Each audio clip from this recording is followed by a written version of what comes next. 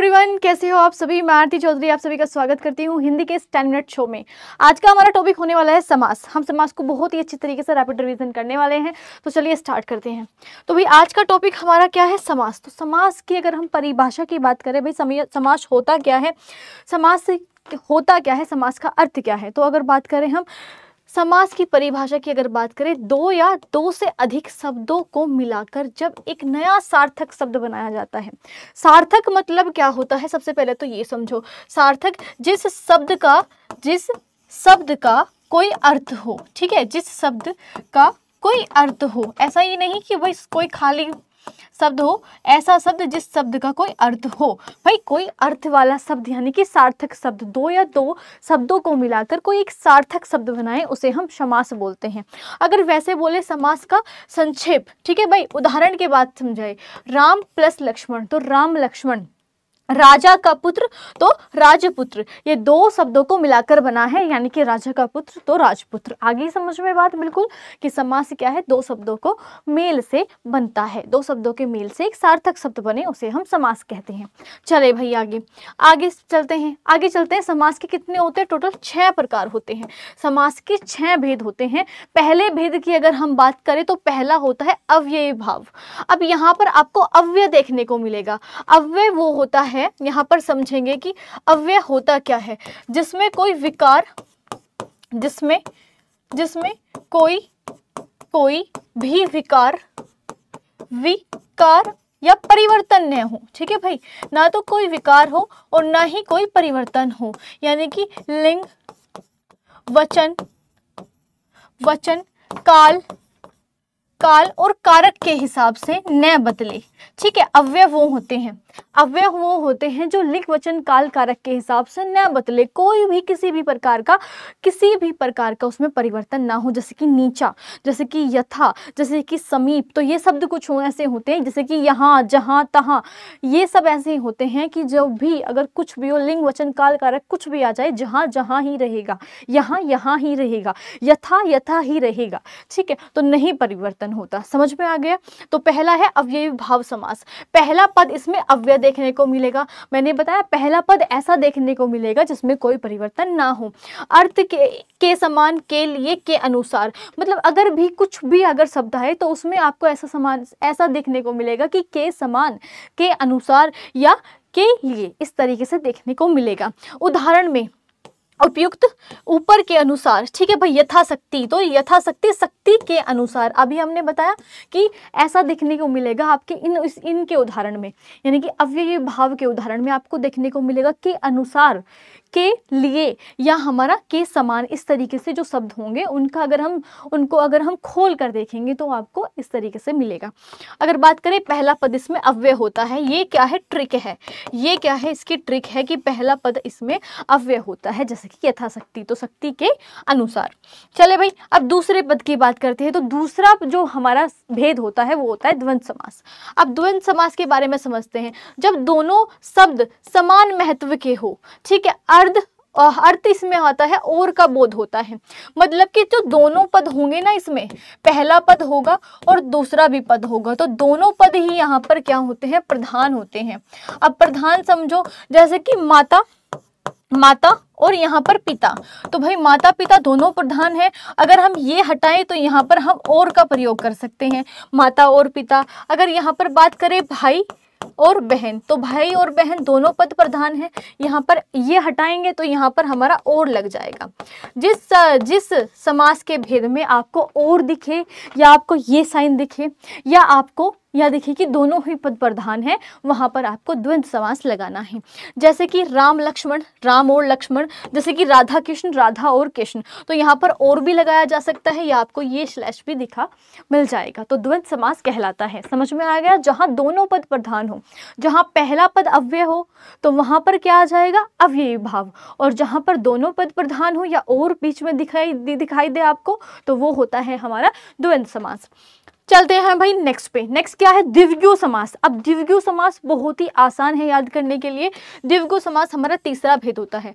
इसमें पहला शब्द संख्यावाची होगा, यानी कि पहला जो पद होगा, पहला पद आपको संख्यावाची देखने को मिलेगा, जैसे कि षटकोण, ठीक है, त्रिलोक, ऐसे ऐसे जो शब्द होंगे वो भी, जो भी आपको 3 संख्या दे, 5 दिखे, जहाँ पर भी आपको कोई संख्या का बोध हो वहाँ पर आपको द्विगु समास लगाना है। जैसे कि उदाहरण में त्रिलोक, तो 3 लोक आ गई, जैसे कि द्वारिका, 2 आर्या। तो इस तरीके से जो भी शब्द आपको दिखे जहाँ पर पहला जो पद हो वो संख्यावाची हो तो वो आपको द्विगु समास लगाना है।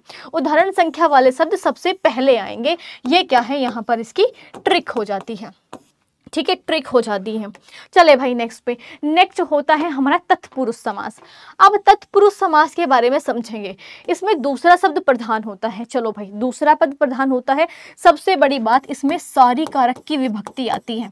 जहां पर भी आपको, ठीक है, जहां पर भी आपको दिखे का, के, री, संबंध दर्शाया गया हो, से दर्शाया गया हो, जितनी भी कारक की विभक्ति होती है, जैसे कर्ता ने कर्म को करण से, अपदान के लिए संप्रदान से अलग, ये जितनी भी है आपको विभक्ति दिखे, कारक से संबंधित दिखे, वहां पर आपको तत्पुरुष समास लगाना है। जैसे कि अर्थ का, के, की, पर इत्यादि, इस तरीके से। उदाहरण राजा का पुत्र यानी कि राजपुत्र, तो का यानी कि संबंध दर्शाया गया है, तो संबंध किसमें, कारक की विभक्ति में, ठीक है। पुस्तकालय, पुस्तक का आलय, तो कहां पर है, संबंध कारक हो गया। यहाँ पर जहां भी आपको कारक की विभक्ति दिखेगी वहां पर आपको तत्पुरुष समास लगाना है। जैसे कि का, की के जोड़कर अर्थ बनाया जाता है, मतलब ट्रिक इसकी ये होगी, जहां पर भी आपको का, की के दिखे कि राजा का पुत्र, राजपुत्र, पुस्तक का आलय यानी कि पुस्तकालय, इस तरीके से। समझ में आ रही है आपको बातें? चले भाई आगे आगे समझते हैं कर्मधारय समास। अब कर्मधारय समास जो होगा, चले भाई, तो ये तत्पुरुष का ही उपभेद है।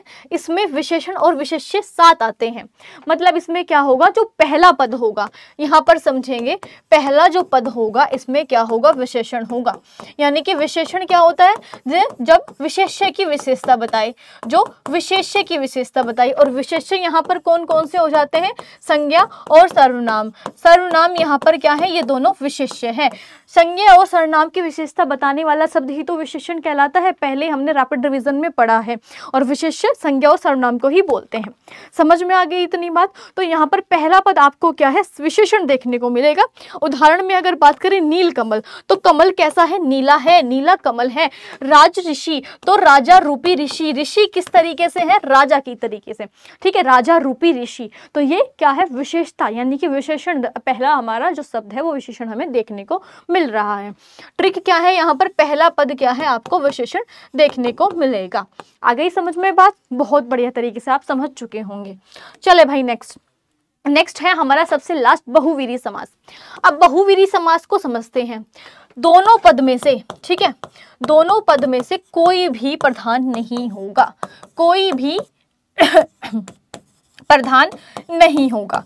अब नहीं होगा तो मैम कौन होगा, कोई अन्य को दर्शाता है, ठीक है। कोई वो शब्द, जो शब्द दिया गया होगा, जो शब्द दिया होगा, जो शब्द दिया गया होगा ना, वो किसी अन्य को बताएगा।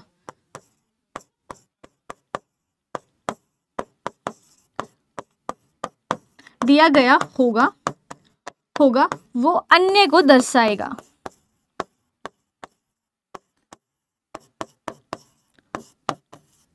शब्द को दर्शाता है। अब देखें, चले भाई, दर्शाता है। उदाहरण चतुरानन। अब चार मुख वाला, तो चार मुख वाला कौन होते हैं, ब्रह्मा जी।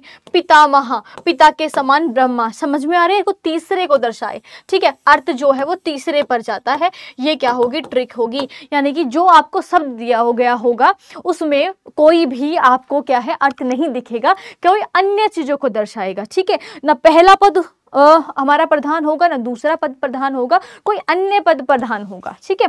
तो इस तरीके से, जैसे कि पितामह आपको दिखाया गया है, तो भाई जैसे कि चतुरानन, तो चार मुख वाले कौन होते हैं, ब्रह्मा जी होते हैं। इस तरीके से समझ में आ गई होगी। तो भाई आज का सेशन, एक आपको लास्ट में एक ट्रिक भी दी गई है। देखिए यहाँ पर, संख्या और का नीला तीसरा अव्यय, ये क्या है, एक ट्रिक है, ठीक है। एक बार अच्छे से पढ़ना इसको। संख्या और का नीला तीसरा अव्यय, संख्या द्विगु समास में आएगी और द्वंद्व समास में लगेगा। का, के, की तत्पुरुष समास में लगेगा। नीला कमल तो कर्मधारय यानी कि विशेषण लगेगा। तीसरे पर अर्थ आता है बहुवीरी पर, तीसरे पर ही तो अर्थ आता है किसी अन्य पर। और अव्यय शब्द किस में आते हैं, अव्यय भाव में आते हैं। तो ये आपके लिए ट्रिक है, ठीक है। ठीक है। और भाई आपको सेशन कैसा लगा जरूर बताना कमेंट बॉक्स में। आज का सेशन यहीं तक रखते हैं। बहुत बहुत धन्यवाद आप सभी को सेशन अटेंड करने के लिए। बाय बाय, टेक केयर, अच्छे से पढ़े।